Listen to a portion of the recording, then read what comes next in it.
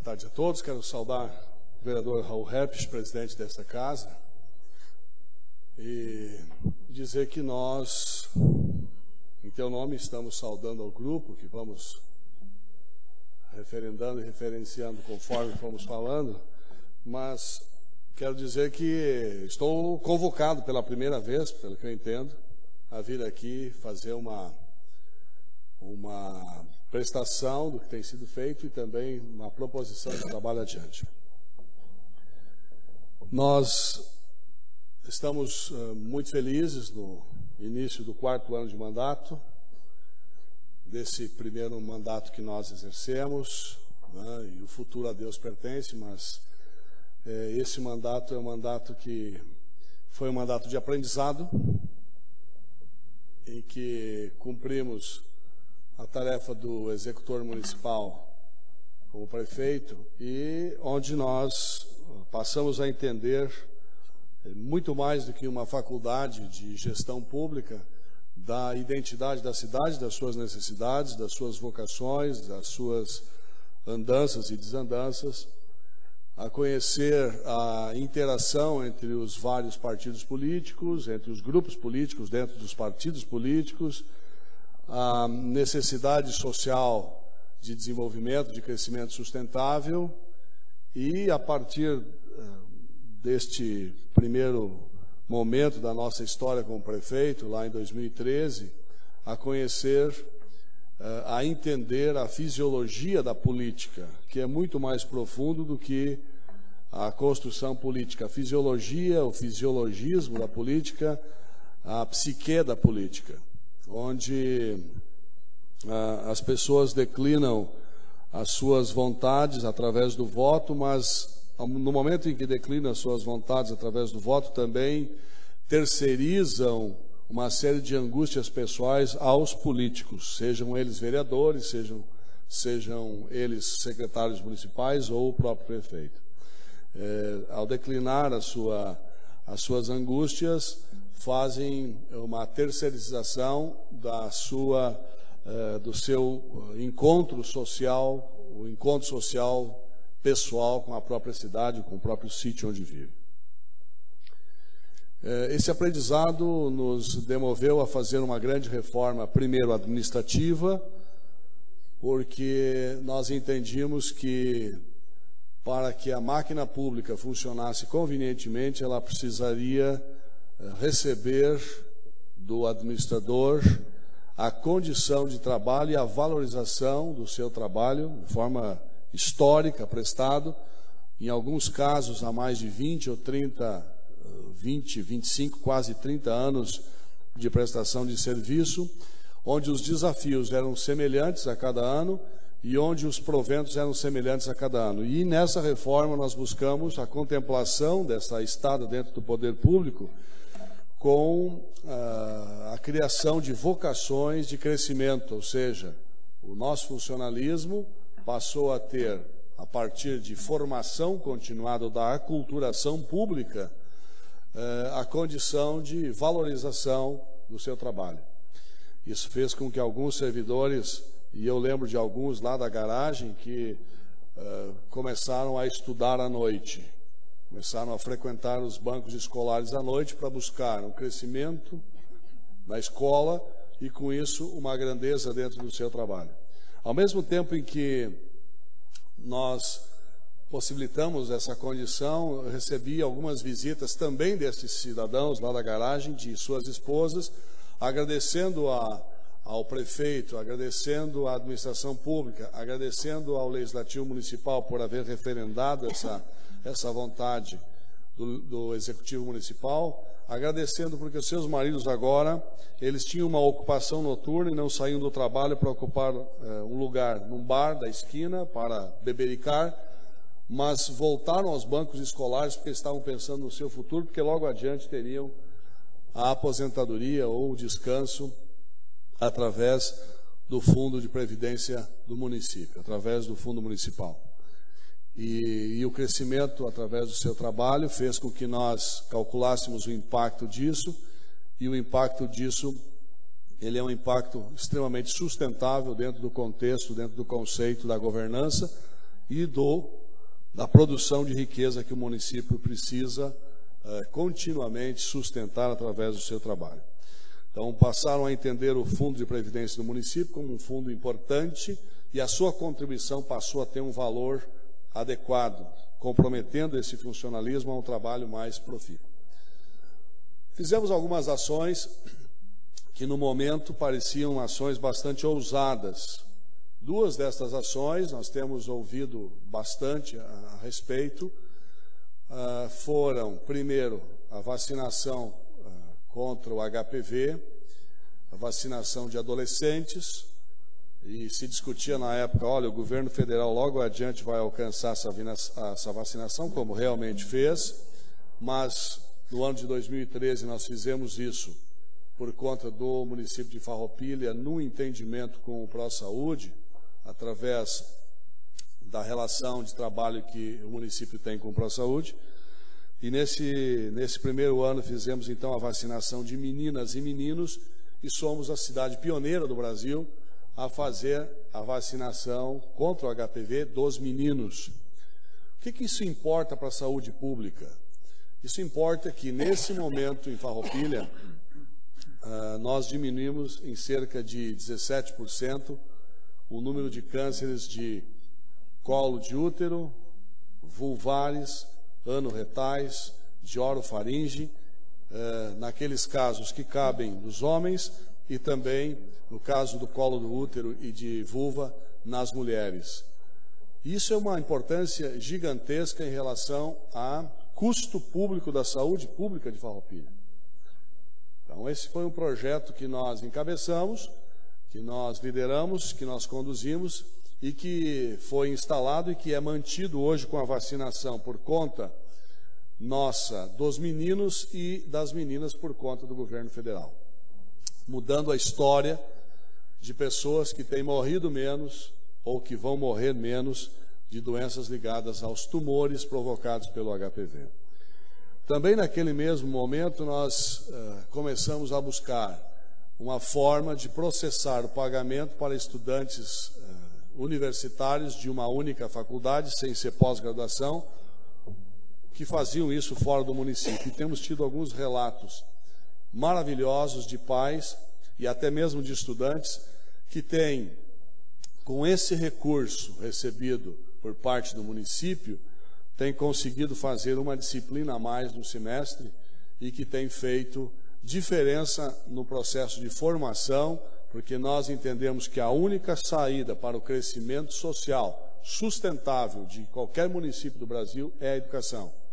Por conta disso, nós chegamos à inclusão hoje de quase 1.800 crianças dentro do aparelho escolar, saindo de um perfil de um pouco menos de 200 crianças, fazendo com que essas crianças recebam, de 0 a 3 anos, a condição de educação financiadas ou parte ou integralmente pelo Poder Público Municipal de Farroupilha, num esforço grande, um esforço importante de uma economia que vem, de alguma forma, sendo combalida, né, do ponto de vista desde a União, Estado e até mesmo município, e por estar combalida por razões diversas,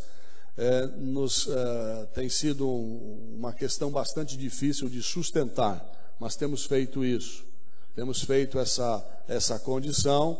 Retomamos agora, já falando do ano de 2016, a construção das 2 escolas licitadas pelo FNDE, né, sendo que o município passa a ser solidário de uma forma mais intensa com estas construções, a fim de que nós tenhamos mais 2 escolas de educação infantil construídas pelo método inovador, que é um método de construção que à época parecia mais rápida, mas que depois, por várias razões de falência da empresa e da empresa que fornecia a mão de obra, nós acabamos entrando numa grande dificuldade que hoje estamos retomando, não porque achamos que esse método seja mais rápido, simplesmente por isso, mas porque há o investimento anterior de dinheiro público do município de Farroupilha, assim como o investimento do governo federal, e estamos no meio de um processo. Aqueles municípios que estão retrocedendo deverão fazer devolução desses recursos, nós achamos que a devolução com o que está construindo, iniciando uma nova obra, e nós desistamos das obras, será muito maior do que nós fazemos, na verdade, de forma legal, transparente, a reposição daqueles recursos necessários para o término dessas escolas.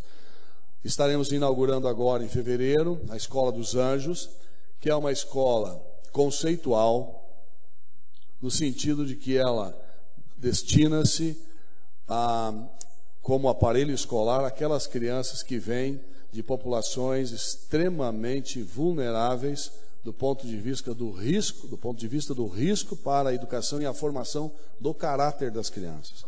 Naquelas famílias onde as crianças sofrem abuso sexual, aquelas famílias onde as crianças sofrem abuso do ponto de vista de violência, onde essas crianças sofrem violência diariamente, aquelas crianças onde os pais estão sobremodo ausentes por razões diversas, aquelas crianças de famílias desestruturadas. Então essa é uma escola especial que visa trazer amparo para essas crianças, onde vamos acolhê-las de uma forma muito afetuosa, muito carinhosa, dando toda a sustentação necessária de alimentação, amparo psicológico, médico, condução da sua vida com área de conforto adequado, com aprendizado no sistema de aprendizado mais moderno que existe, num aparelho escolar bastante diverso daquilo que nós conhecemos. E aí fica o primeiro convite aos vereadores, a cada vereador, seja do PMDB, do PP, seja do PT, seja do PSB, do PROS, do PDT, da Rede, PSB, já falei, todos estão convidados para conhecerem as instalações dessa escola, porque estamos no momento em que se alinhavam caminhos de política, de andança política para esse ano, e eu gostaria que cada vereador colocasse no seu currículo o apoio a estes empreendimentos importantes do município, quando forem lá buscar parceiros para a manutenção do seu status como vereador, que façam isso utilizando aquilo que vocês ajudaram a construir aqui na Câmara de Vereadores, aquilo que passou aqui como projeto, aquilo que passou aqui como ideia que foi transformada, que cada debate que existiu aqui possa revelar o conteúdo e o caráter grandioso de cada vereador, sendo levado à população como construção desta casa. Alguns poderão dizer, mas os debates que aqui aconteceram, alguns deles foram debates ranhentos, de difícil condução, alguns, né, com troca de ofensas, com cartazes, com movimentos de grupos e etc. Todos eles fazem parte do contexto da construção da cidadania desse município. Maldito município que não tem debate. O debate é fundamental para que se alicerce a política da boa governança, os fortes alicerces da política, a política do contraponto, a política da discussão, a política efetivamente da construção. Então, por isso, o meu convite a cada vereador para que visite a Escola dos Anjos, porque ela é uma escola conceitual, onde você deve necessariamente carimbar o teu nome com essa marca, porque você ajudou a votar nessa escola e é importante por isso, é fundamental por isso.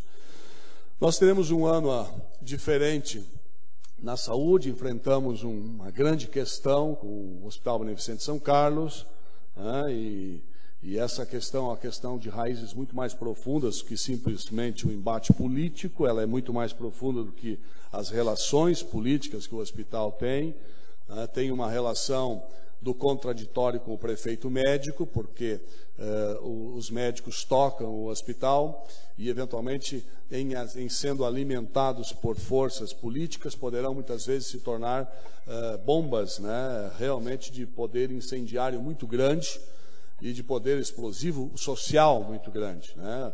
Utilizar o hospital, eventualmente, como forma de discurso, sabendo que o hospital é o lugar onde as pessoas buscam muitas vezes o tratamento para a sua dor, para a sua saúde, mas que o mais importante de um hospital é a adjuvância, muitas vezes no final da vida das pessoas, como a última esperança de tratamento, como a última esperança de condução de um tratamento que eventualmente alivie a dor muito mais do que aliviar ou curar a doença que trazem. Então esse debate é um debate que tem uma repercussão social muito grande, e ele é um debate que o coração das pessoas de bem não apoia, não gosta, não quer. Debater o hospital é uma coisa que eventualmente traz um dissenso social muito grande. Então nós enfrentamos durante 3 anos essa condição. Em um determinado momento fizemos a busca do patrimônio, do corpo clínico e da gestão do hospital, porque naquele momento o hospital, sobre ele caía uma dívida que chegava a 47 milhões de reais, ou seja, cerca de 2 vezes o patrimônio bruto do hospital, e isso tornava o hospital inviável, porque todos os recursos, né, votados pelo Legislativo Municipal, propostos pelo Executivo, haviam se esgotado, e o hospital estava realmente numa situação de falência, onde buscamos o entendimento, né, das pessoas, dos grupos e daquelas pessoas que podiam alcançar alguma grandeza ao hospital e fazer a condução dele para um momento diferente. Continuamos ainda enfrentando grandes dificuldades com o hospital, porque hoje o hospital passa ainda por desequilíbrios importantes. O hospital, ele entrega saúde e ele vive do que entrega. Se nós temos hoje boa parte dos pacientes, se nós somos no hospital hoje, nós vamos encontrar ele com 50%, menos de 50%, com 47 leitos ocupados, né, dos 120 leitos possíveis. Se nós entregamos ou trabalhamos com um hospital muito aquém da sua capacidade, nós vamos ter um custo muito alto para a manutenção desse hospital. Se nós reduzirmos o hospital ao tamanho de um pronto-socorro, é fácil, alguns técnicos têm dito, não, reduz o hospital. Mas nós temos que ter a responsabilidade de fazer um hospital que atenda, no mínimo, a comunidade de Farroupilha. Ele tem que atender a um infarto de um de nós, tem que atender um tumor que cada um de nós apresente, tem que atender uma infecção renal, uma infecção pulmonar, tem que atender um acidente de trânsito. Ele precisa ser mínimo na sua condução. Mínimo na sua condução. E para que a gente tenha um hospital mínimo na sua condução, é necessário hoje fazer alguns fomentos. Por exemplo, desde 2009 o hospital estava sem filantropia. Isso representava uma conta de 23 milhões de reais em tributos devidos por não haver filantropia. Além de perder a filantropia, o hospital perdeu algumas grandezas importantes. Por exemplo, não se botava no hospital desde 2009 nenhuma emenda parlamentar. Aliás, veio uma emenda parlamentar em 2014, que era resultado de 2009, um resto a pagar de 100 mil reais. Nenhuma outra emenda parlamentar. Já temos 2 promessas de emendas parlamentares agora, do deputado Henrique Fontana e do deputado Assis Melo, para abril ou maio deste ano, somando as 2, 900 mil reais. É a primeira questão que nós estamos colocando como questões em que o hospital pôde receber essa condição depois de 2009. E que fizeram com que o hospital, na verdade, tivesse sérias questões também na parte de irrigação dos seus recursos. O que nós temos hoje é um hospital que busca vocação. Nós temos um grupo de senhoras que trabalha junto à parte de conselho do hospital, sem envolvimento direto com o hospital, mas fazendo uma motivação de pertencimento social, né, buscando, através de brechós, almoços, arrecadação de roupas e outras questões mais, panelas, material para bloco cirúrgico, né, Renata? Enfim, buscando estas questões para que possam ser colocadas à disposição do hospital nesse seu momento de dificuldade. Nós teremos adiante um grande hospital, mas ele ainda precisa curar todas as suas feridas, porque não são poucas, não são pequenas, e o seu financiamento está muito aquém ainda do que necessita o hospital para ser saudável. Por algumas razões. Primeiro, as internações que mais renderiam para o hospital hoje, os meus colegas médicos, muitos estão levando para Caxias do Sul. Eu vi hoje os números de faturamento de cada médico do hospital no último ano, no ano de 2015, e eu diria que estão bem aquém das capacidades de internação dos médicos, sendo que nós temos leitos disponíveis. Então, hoje, nós temos uma dificuldade com o grupo médico de fazer as internações. O que temos nesse momento também é uma nova auditoria andando, né? E essa nova auditoria tem apontado algumas coisas, né, do momento atual, porque o hospital ainda continua com dificuldade. Então, tem apontado algumas responsabilidades que serão publicadas adiante e entregue a cada vereador, para que possa apreciar convenientemente. Essas questões são importantes, por quê? Porque elas ocupam um espaço dentro do escopo da administração muito grande, né, de energia, de vocação, e o hospital precisa buscar fontes de financiamento cada vez maiores. Precisamos de uma relação ainda mais profunda com o Ministério da Saúde, precisamos uma relação efetiva com o governo do Estado. 41 milhões gastamos em saúde o ano passado no município de Farroupilha, sendo desses 24 milhões do município de Farroupilha, quase 15 milhões do governo federal e um pouquinho mais de 1 milhão do governo do Estado. Ficamos muito longe da questão do governo do Estado, por várias razões. Por exemplo, a UTI adulto foi pactuada e no momento da filantropia, por cada leito de UTI adulto se recebe R$80 por dia. O déficit dessa conta é gigante, nós não buscamos condições de funcionamento. Tem 6 leitos de UTI funcionando. Bom, profissionais, médicos de enfermagem para 10 leitos ou para 6 leitos é a mesma coisa. Agora, com financiamento de R$80 por leito, não tem como buscar. E por que não foi buscado até agora em 3 anos? Porque nós tínhamos algumas coisas a cumprir. Primeiro, buscar a filantropia, buscar um financiamento para cumprir o mais imediato, pagar a parte médica atrasada, cumprir tributos atrasados, com FGTS, INSS, Imposto de Renda Retido na Fonte, que estava desancorado e que hoje tem o Refis que trabalha esse assunto, o Refis de 7 milhões, onde R$1 de tributo pago, paga R$1 de tributo atrasado. Temos uma questão toda com o promotor Fabiano de Moraes, promotor público federal, que tem lá um processo de quase 2.000 laudas por conta da perda da filantropia, e com quem temos conversado praticamente toda semana para fazer o atendimento e o entendimento, sem ficar buscando culpados aqui ou ali, mas buscando um caminho para que o hospital realmente tenha a sua andança, sendo o único hospital da cidade e merecendo, e aí eu queria fazer um apelo a cada vereador, merecendo o aplauso e a complacência de cada vereador para que ele continue sendo o hospital da comunidade. Continue sendo o hospital de Farroupilha. Então, nós temos lá um amigo que é médico, cada um de nós temos, diz assim: olha, meu querido, o senhor não está contribuindo para o hospital continuar aberto, precisa que o seu paciente fique aqui, não vá para Caxias. Aqui nós temos todas as condições que Caxias tem, e algumas até melhores do que Caxias, como infecção hospitalar nossa é menor do que o hospital da Unimed em Caxias do Sul. Isso é importante. Nós temos alguns serviços que são extremamente qualificados. A equipe médica que opera, por exemplo, tórax aqui, ela é melhor que a equipe médica que opera tórax em Caxias do Sul.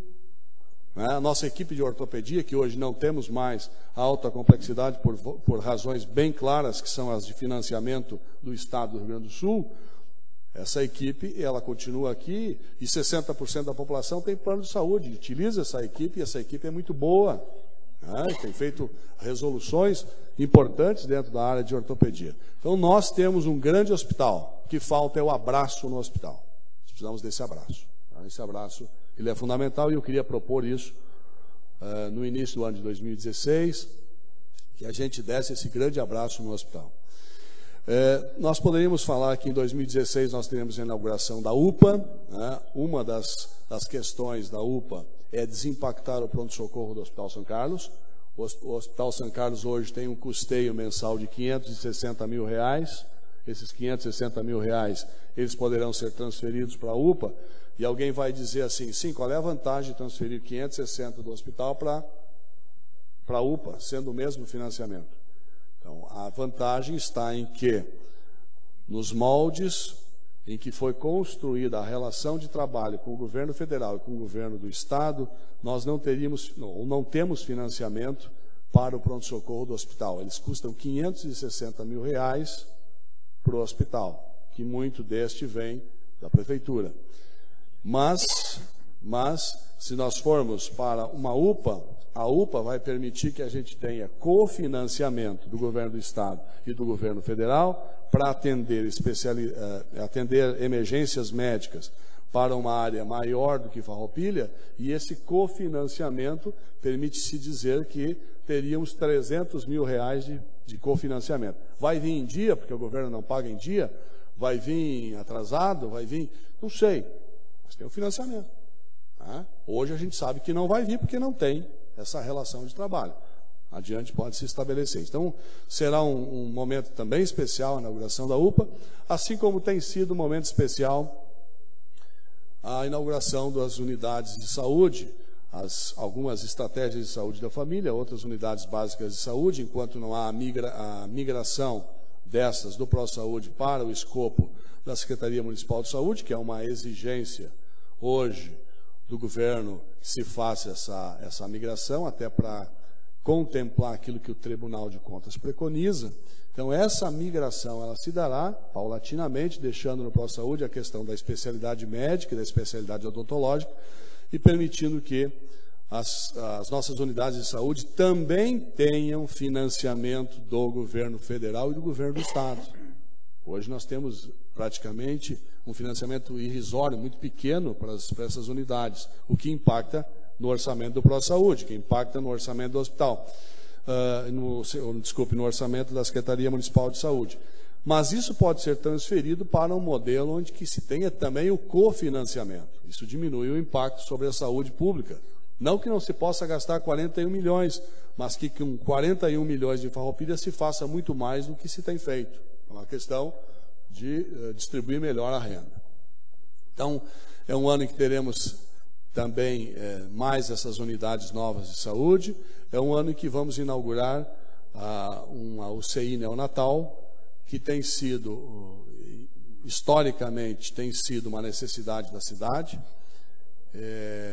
Por uma discussão dessas com relação ao UCI neonatal é que eu estou prefeito, e eu acho que nós precisamos trabalhar, sim, esse tema, e eu queria que cada vereador aqui, de todos os partidos, se associasse a essa ideia, aplaudisse essa ideia, colocasse no seu programa político, quando forem buscar voto agora, que vocês são parceiros da UCI, isso é importante, é um discurso que as pessoas querem, elas precisam, e eu acho que é importante para nós mantermos essa casa alinhada com o desenvolvimento do município.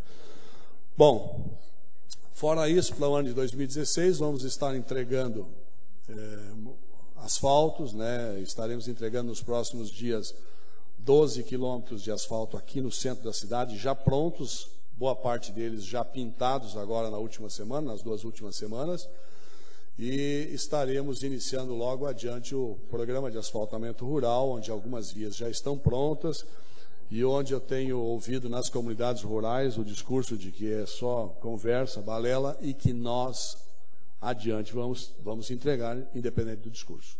Vamos entregar independente das falas. Então, acho bom que todos se associem à ideia. Eu também faço parte do asfalto rural. O discurso não deve ser, né, vereador? Não vai sair o asfalto. Eu estou dentro do grupo que vai fazer asfalto. Todos os partidos. Todos os partidos. E isso é importante. E vai ser entregue realmente porque estamos aí no limiar de que isso comece a acontecer. É um ano bastante difícil, por conta de ser um ano em que nós temos, sim, muito fortemente a questão financeira instalada. É um ano em que as finanças não têm permitido se fazer grandes propostas para a cidade. No ano passado, no ano de 2015, nós tivemos um investimento a menor do governo do Estado e do governo federal, somados de 16 milhões de reais. 16 milhões de reais. Foi um ano em que nós tivemos, infelizmente, um grande contratempo, que é a desconfiança das pessoas nos condutores da nação, onde nós tivemos, infelizmente, algumas votações que nos mostraram que O Congresso não está pronto para o tamanho do país. O Congresso hoje, ele não está pronto para o tamanho do Brasil. Ele precisa aprender alguns caminhos importantes de governança, e isso faz parte do voto de cada cidadão, né? Isso faz parte do voto de cada brasileiro, e que algumas questões dessas, elas têm impedido que o Brasil se mantenha numa rota de desenvolvimento. O Brasil em nenhum momento deixou de produzir as suas commodities, mas tem historicamente reprimido a transformação das commodities em bem e riqueza. Não adianta nós enchermos contêineres e navios de soja e mandar esses contêineres e navios para a China, que compra hoje cerca de 75% de toda a soja do mundo, para que eles a transformem em subprodutos e nos vendam com valor agregado, sendo que nós produzimos, estamos vendendo essa soja por valor vil. Estou usando a soja para não usar exemplos mais próximos nossos, porque a soja não passa por farroupilha. Mas eu quero dizer que o Brasil tem solução, porque continuamos produzindo essas commodities, sejam elas grãos, soja, milho, feijão, sejam elas minério de ferro, sejam elas aço ou cimento, nós estamos produzindo a base, mas não estamos transformando isso em riqueza. E o Congresso é responsável por transformar o Brasil nesta salada. Nós precisamos mudar os rumos da nação através da discussão ampla do Congresso, uma nova vocação do Congresso. Mas o meu desafio é aqui, na nossa terra, para que a gente aqui na terra passe a apreciar tudo que é de desenvolvimento e crescimento como bom. Tudo aquilo que produz grandeza para o município é bom. Tudo aquilo que renova o espírito das pessoas é bom. Tudo aquilo que é transformado em educação, em saúde, em infraestrutura é bom. O que é ruim? É ruim aquilo que nós deixamos de fazer, aquilo que não foi feito. Isso é ruim. Aquilo que nós não construímos, isso é ruim. Aquilo que nós não alcançamos, isso é ruim. Então, o meu desafio no início desse ano é que cada vereador venha, se agrupe ao grupo de trabalho do Executivo Municipal, prefeito, dos secretários, e que cada vereador utilize como seu discurso, seu método de trabalho, seja ele vocacionado da construção ou político, dentro desse conceito de crescimento continuado e sustentável do município de Farroupilha. Nós estamos trabalhando no planejamento de muitos anos para diante, que está quase pronto, tem vários estudos que estamos fazendo, mas a cidade tem muito a crescer, a cidade pode muito mais, a cidade é grande demais, a cidade é rica demais, a cidade é forte demais, e nós somos instrumentos desse desenvolvimento, cada um de nós. É assim que nós vamos fazer uma cidade maior. Porque o que importa em cada um de nós não é o tamanho do nosso discurso. O que importa em cada um de nós é a qualidade do legado que deixamos. Cada um de nós vai deixar um legado. Vereador Hildo, lá daqui a 50 anos alguém vai ler um livro e vai dizer: pô, o Hildo fez isso pela cidade. Esse é o legado. Mas ninguém vai saber o que tu discutiu na Câmara ainda. Qual foi o debate que tu entrou? Ninguém quer saber disso. As pessoas querem saber quem acostou a sua assinatura naquilo que é bom, naquilo que fez grandeza. Nós temos hoje um projeto do gabinete da primeira-dama, que é a Farmácia Solidária, que esteve no Jornal Nacional no dia de Natal e que tem recebido uma centena de ligações praticamente por semana de várias cidades do Brasil buscando esse projeto, para bricolarem esse projeto. Esse projeto tem tido alguns relatos importantes, que eu gostaria de deixar como mensagem final.